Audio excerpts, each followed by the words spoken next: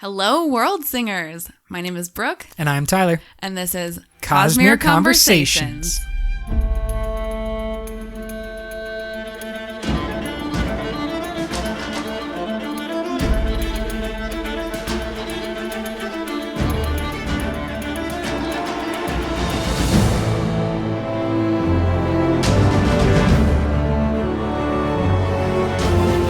Welcome back, Brooke. It Thanks. is fantastic to have the Cosmere duo back together again, and everybody else who's listening in. So glad you made it back after our break. Yeah, it's definitely nice to be back.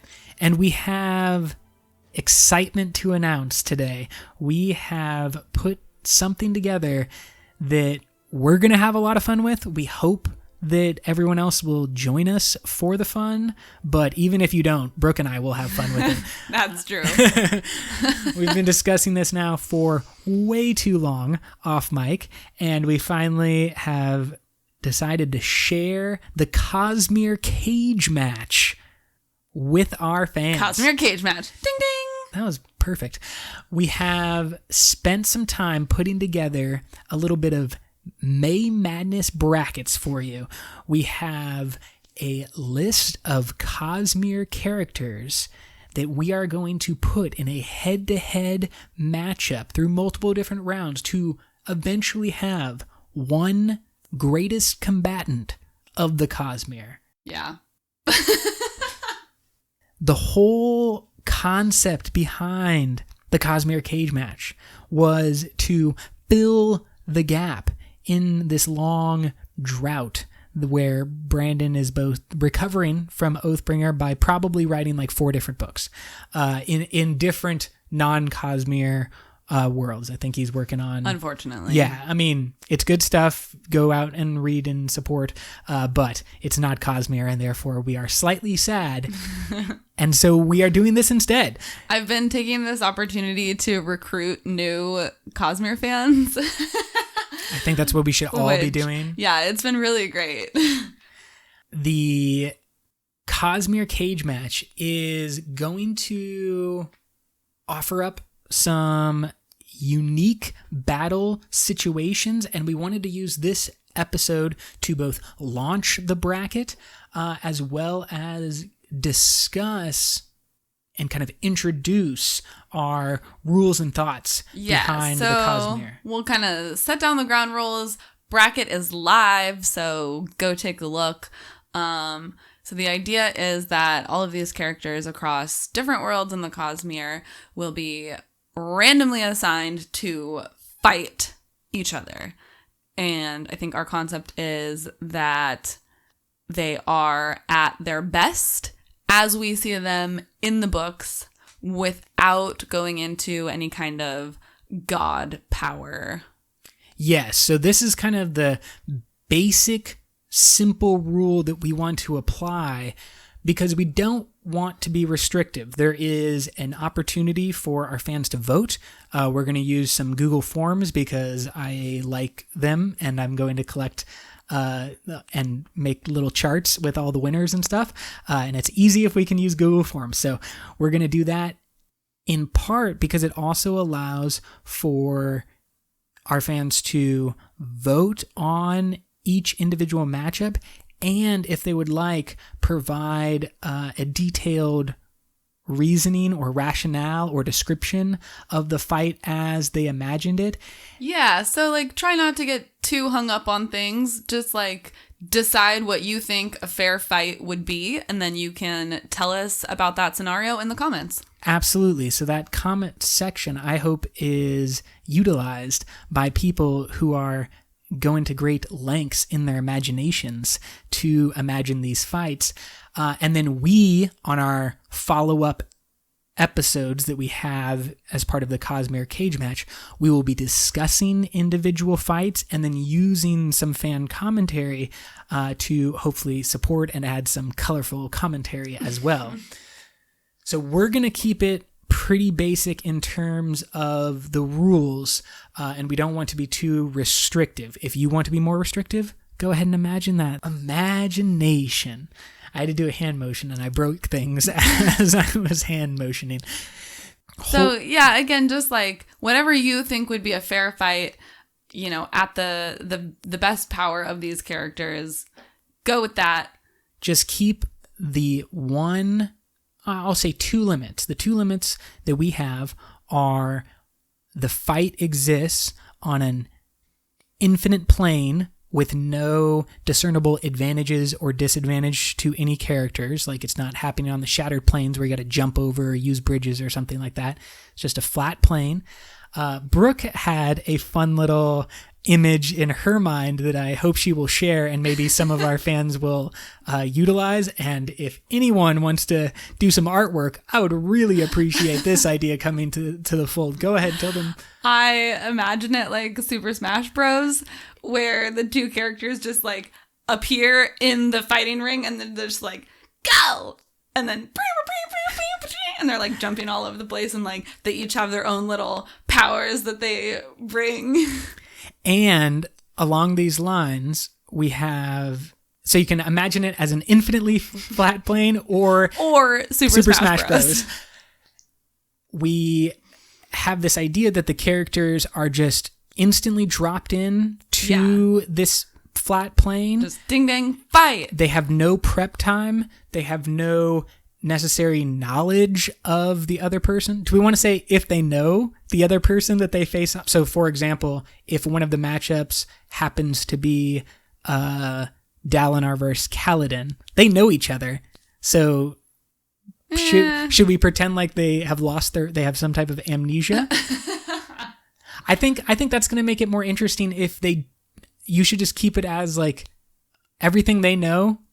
So if they're 2 friends that drop in, then it becomes a more interesting battle because they know each other and like they'll fight differently. I mean, I guess that can be something that fans can decide for themselves. Totally. But we're basically thinking like there's no prep time. There's no Batman situation where he gets to like do research or Yasna gets to learn all about they don't get to like from another world. Study their opponent and then train for a month and then come to the fight. It's Super Smash Bros. You get dropped in. Go. Exactly. And this is what I love of just the Super Smash Bros. Idea is just like you remember being 12 years old and like seeing a character for the first time and being like, I don't know what they can do. And like you stay away from them for a little while till you figure out what the other person is going to throw at you.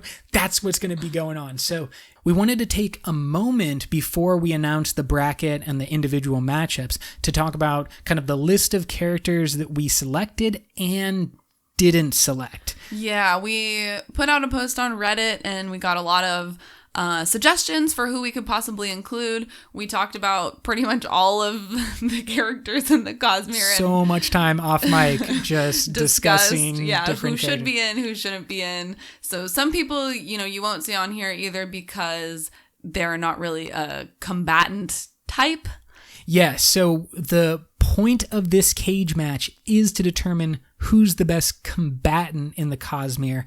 Unfortunately, that means that for some of you out there, maybe your favorite character isn't going to be included because they're really not a combatant. Yeah. And we didn't think it would be fair to face these people off when it would just kind of be a one-sided assault and death in a very horrific fashion. We didn't want a bunch of those to just like watch people's favorite characters. Well, your head just got cut off. The other reason that a character may not be included is because they are overpowered. Did you want to mention some of the characters that we excluded because we thought they were too powerful?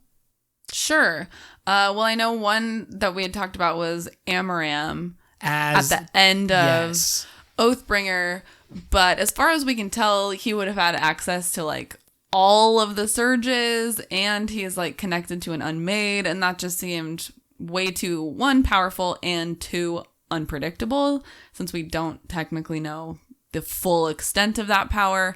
And then if you take that away from him, like he's just a regular Shardbearer. Yeah. So that's like kind of boring. Well, and we have that in other forms too as well. Exactly. So that type of restriction about like when a character that we may know and have followed goes up a tier, and becomes like kind of at the god tier level. Yeah, like Lord Ruler. Yeah, so we wanted to exclude people that had maybe either been a sliver for a time or had some type of bonding with the Unmade. So we didn't include some of the most powerful characters for the same reason. They would just wipe through our bracket and it wouldn't really be much of an interesting conversation. So you mentioned Lord Ruler. Who's the other one? Oh, Susbron, the God King from Warbreaker. Yeah. And then kind of going along with that, we also excluded characters that we felt we didn't have enough information who might be great combatants and could compete, but we didn't have... It opened it up to too much speculation. And we were trying to just kind of eliminate some of the speculation that would be possible, because we found out firsthand that it's basically endless if you just want to speculate on what powers could be. So, for example, one of the newest Radiants that was introduced is Malada, and she is a Radiant who has the ability of division. We see that barely being shown in Oathbringer. Like it's not used in any type of combat format. It's just a kind of introduction to the power, and we don't really know what is possible. Yeah, so we can make a ton of guesses about what she might be able to do, but there's just not enough concrete evidence to really be able to say.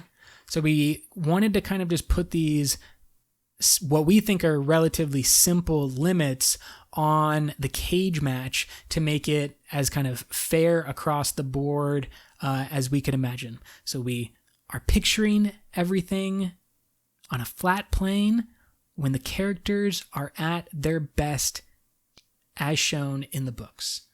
All right, let's see who we've got matched up. And this is the first time that we have seen the bracket as well, because that first one is randomizes instantaneously. Oh, snaps. Okay. That's such a good first battle. So what's going to happen is that the day this podcast goes live, which is going to be Tuesday, I'm also going to include in the show notes and all the links on our Cosmere Convo page, there's going to be links so that everyone is able to view the entire bracket, and there's going to be links to our Google form where you can vote on the result of individual matchups. Brooke, why don't you start by telling us, we're just going to go down the list, but like, what's the first matchup? Okay, first matchup is Lightsong versus Kelsier. Lightsong. I feel like this is a real tough matchup. But yeah, I think so too. We can't start talking about the details yet. We can't. Okay, but I think we should just like kind of stipulate, because I think, and we talked about this a little bit, that Lightsong sort of seems god powered at first, but he is able to be killed. Like in a very normal in a normal human way. If you stab him in the heart, he's gonna die. Yeah. But he has increased physical strength, speed, power. He's super tall, super buff. But he doesn't have very much fight training. So on and so forth. Like, imagine Lightsong at his best, which is definitely when he is a returned. Yeah. But, also put all the restrictions on a return. Don't give him any extra powers or anything like that. Like, just what was seen in the books, that's what the power. So Kelsier is a full Mistborn. And when we get to other Mistborns as well, we'll just say this. We are going to imagine that for most of our Mistborn fights, for Kelsier and all of our Mistborn combatants, there are no god medals available. Like, that is ATM being the one that we're referring to.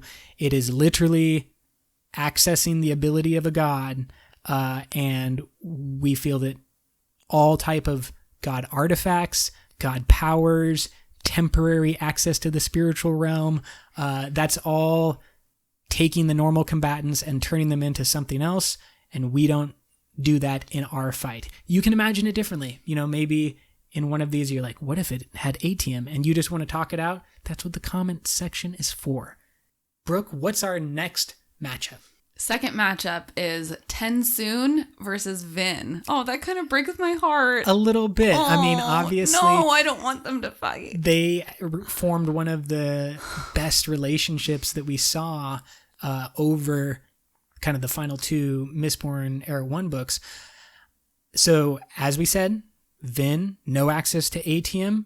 Tensoon, we are imagining at his very best through all books. So, whenever you think Tensoon is his very best, that is what he is, or that is when the fight is taking place for him. Cool. Next matchup is Aishani versus Vivenna. Wow. Ooh. Interesting That's matchup. super interesting. I really like that. So we'll just kind of speculate now with our shard bearers. I would say that Aishani is her best when she has blade and plate and is in war form. That's yeah, when I would agree with that. Now, some people might say storm form. That's fine. I think because she's like kind of possessed in storm form, that Sure. war form is better. But again, that's something you can decide and put in your comments to us. Exactly. But the blade and plate, I would say, is when she is her best as a combatant. And so that is what she gets. Vivenna, I think, is her best also in Oathbringer. Yeah. And like not in her original book. So I would take her as someone who has definitely access to multiple breaths and has good command and a knack for And she has that awakenings. weird sword. She definitely 100% has her, in quotes, shard blade, which is really like Nightblood 2.0. Yeah. Yeah, so she has... And I guess we don't really know what the powers of it are, but Not she for- has a we've blade. seen- But she has a blade Whatever- that can fight shard blades. Absolutely. Whatever we've seen in the books at their best, that's what they have. And so she has an awesome blade that we maybe not know the full extent of, but we know it's pretty good. Our next matchup is Lift versus Shalon. That kind of breaks my heart too. Man, interesting matchups here. I like where this is going. So when we look at Shalon, we had a conversation in one of our Oathbringer breakdowns, one of our fan moments they pointed out. Shalon... It's speculated that she's seen at one point with shard plate. Yes. And Summoned shard plate at the end. Yeah, so I think you can decide if you think that that is a real thing, if you think it's just an illusion and she doesn't get the shard plate. But I definitely think like she is at her best in that final battle at Oathbringer when she's creating all the different projections. I'm trying not to run ahead and imagine all of these battles because we can't do it yet. We're just introducing everything. I think the next one is going to be fun as well. We have Wax versus Adolin. Now, how does... That's a pretty interesting battle. Yeah, that's a fun one right there. How does a shard blade interact with anything that Wax can bring to the table? You mean, is it able to be like pushed and pulled? I would assume no, because it's like a... There's for sure a word of Brandon about that. Well, we know that any type of metal that is inside a person, earring being the kind of key one that's always mentioned, that is harder to push and pull. And it's... Yeah, but that doesn't apply to a shard blade. Well, I think it kind of does, only because...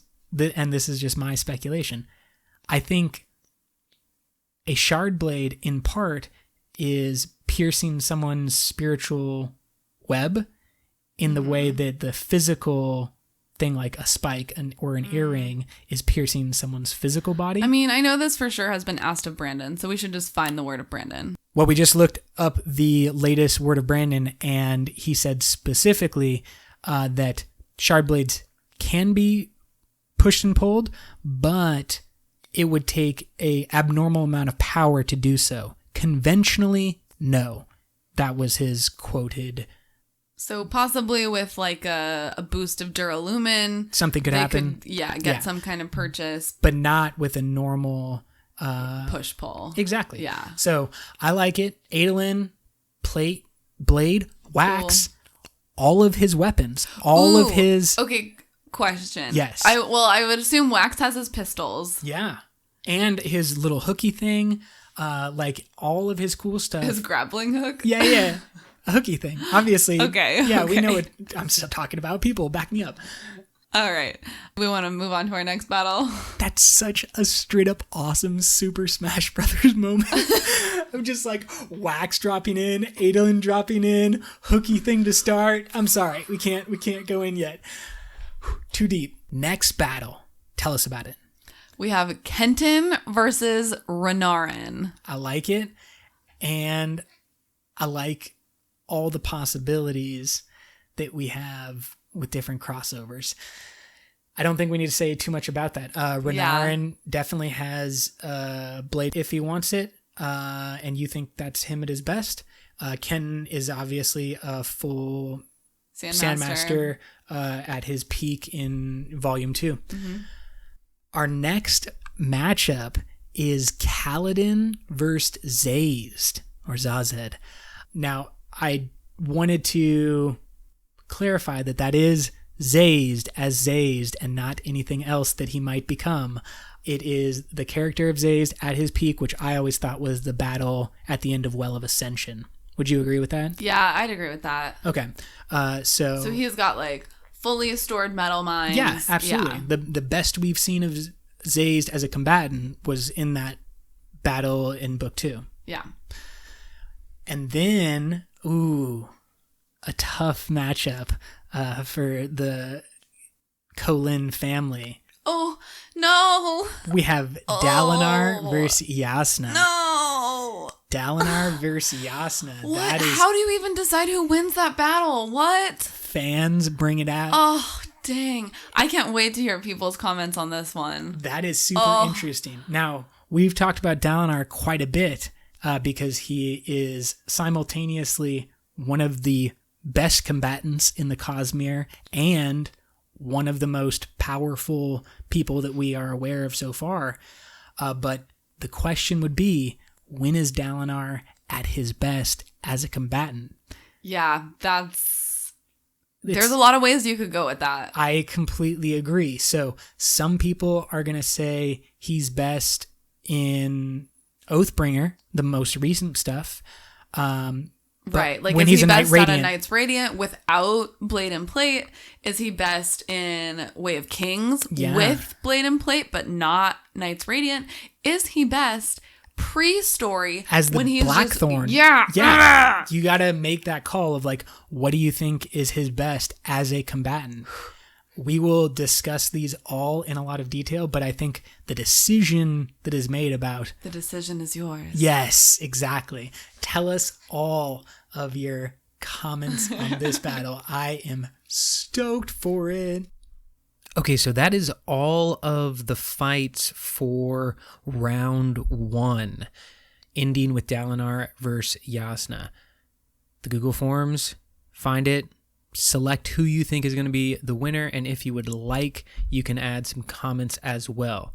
We're going to continue to read off the rest of the bracket, but if you look online at the overall bracket, in order for it to play out correctly, there is kind of a first round bye. All of this was randomly seeded, so I didn't pick anybody to be the first round seed and get a bye. It just happened randomly. So that is round 1 that we have just discussed. And now we're going to look at the round 2 fights that we know so far, just so everybody knows all of the combatants that exist. Okay, what do we got next? Oh, wow.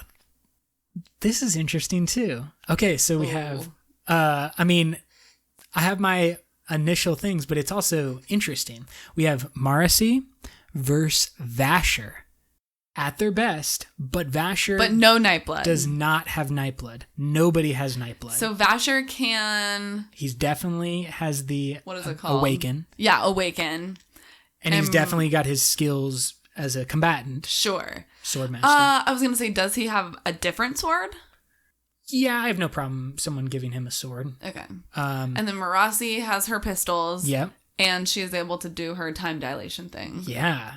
Interesting. Okay. At her best. So I would say she has, like, by book 3, she has relatively good control and, like, has been practicing and can make it, like, room size. So that's an interesting thing. We'll see how that one plays out.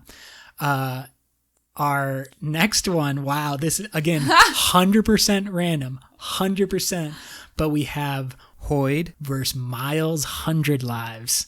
Miles is going up against the Cosmere's craziest character. Okay, so people are going to have some problems with this battle. Look, a lot of people said we shouldn't include Hoyd.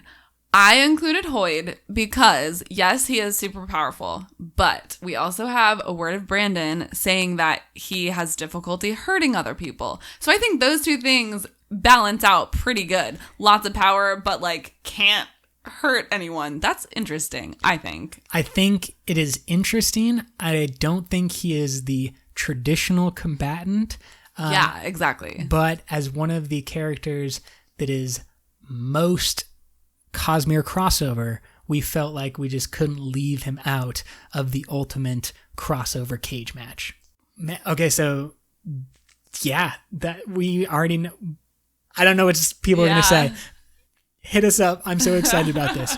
For our next fight, we have Hrathen, the Elantris Dakur monk, versus Spook. Ooh, Spook! Yeah, and we're saying Spook is a tin savant. And a pewter hemalurgic spike. Because he has that in book 3 before he has any interaction with a god. Basically... Well, no, isn't that his primary interaction with Ruin? Yeah. I'm saying before he gets boosted to become... Oh, a full Mistborn? Yes, and Lord Mistborn. Okay. So I'm basically saying, like, give him his best before he was his literal spirit web was rewoven by Harmony. Okay. He had the spike, hemalurgic spike with pewter, and he was a natural tin savant. Yeah. Okay. So I think that's kind of a cool battle. I really like that idea of just Spook in that 2 power stage. Like, it's so different than anybody else. Yeah. And the tin savant angle is really weird when you start adding in, like, tin savant gives you perfect balance. Yeah. And a lot of other, like... He's Daredevil, basically. Yeah, he's more powerful, I would say, than Daredevil, because it's all senses are boosted like Daredevil's, you know, it depends on what type of version you're talking about Daredevil, but, like, he's supposed to have enhanced senses across the board, but I would say tin boosts you even more. Yeah, Daredevil. But Daredevil has more of a fighting background and Spook doesn't. That's true, but it did talk about in book 3 how he was a much more proficient fighter as he became more tin enhanced. Sure. So. All right. Oh my gosh. What? This battle is insane. Oh man. Our last battle is Wayne versus Szeth. Szeth, son Toro. Yeah. And then Szeth, caveat there is that Szeth does not have night blood. However, this was another interesting thing that we talked about. I think Szeth is his best as a full Radiant of the Skybreaker Order at the end of Oathbringer, which means, and we saw this in book, he definitely bonded a Spren to become a full Radiant. And so I would still say that he is a Skybreaker Radiant with a Shard Blade or with a Spren Blade, but he can't have Nightblood because I consider that a different character who we did not include because he is too crazy. I don't even, like, I guess that's interesting. We could have included Nightblood in a similar way like we included Hoyd, but I feel like he would either it would be kill like, instantly whoever he was fighting, or it would have no effect whatsoever on maybe some character who's just able to overcome. And it would just be like stalemate. Yeah, exactly. Yeah. So we left out Nightblood, but nobody gets Nightblood. Yep. Sorry, Nightblood. You can decide for yourself. audience members, if you think Zeth is best with an honor blade, or if, like me, you think he's best as a Skybreaker, that is up to you, and that's why we have the comment section. All right, that's our bracket. Yay, it's finally happening. It is here. The bracket's going to be live. The Google form with each fight as something that you can vote for is also live right now. Please go find the Google form, look at the bracket, make your decisions, write up some stuff. Put your votes in. Yes, vote for these things. We will get your feedback. We will record. Yeah, so we'll be back and we will go through all of these battles in a little bit more detail, talk about who we think would win, and then we'll also work in a few of the listener comments and votes. We'll tally up the votes and see who won the popular vote, and then we'll have our new matches. Yes, and we'll announce the next round in our next episode after doing all that discussion. I'm super excited about this. Me too. Until next time, life before death. Strength before weakness. Journey before destination.